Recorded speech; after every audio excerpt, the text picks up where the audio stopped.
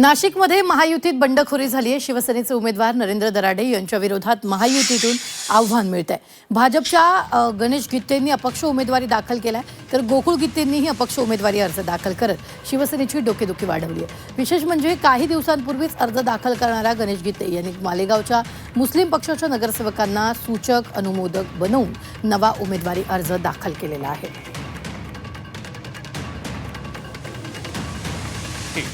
कार्यकर्ते आणि समर्थकांच्या आग्रहाखातर मी त्या ठिकाणी अपक्ष उमेदवारी अर्ज आज या ठिकाणी सादर केलेला आहे। आता उद्या छाननीनंतर पुढची रणनीती त्या ठिकाणी आपण ठरवू।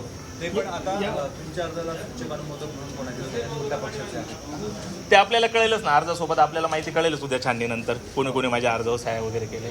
महाविकास आघाडीने पाठिंबा दिला नाही, माझी कोणाही सोबतही चर्चा झालेली नाही। मी माझा वैयक्तिक अर्ज भरलेला अपक्ष म्हणून, मी कोणाची अजून चर्चा पण केलेली नाही, कोणाचा पाठिंबा मी घेतलेला नाही। आणि कोणी पाठिंबा दिला तो उद्यानंतरचा निर्णय, फॉर्म छाननी झाल्यानंतरचा। जागेचं वाटप झालेलं आहे। 4 जागा शिवसेनेला मिळाल्या, त्यानंतर तिथे 4 जागा मागून घेतलेल्या, त्या आधी मागितलेल्या होत्या। आणि त्यांची जागा नाशिकची आहे। मी त्यावेळेलाही म्हटलं होतं की नाशिक तुम्ही आम्हाला देत असाल तर जेव्हा आम्ही तुम्हाला देऊ, पण ते त्यांच्याकडून होऊ शकलं नाही।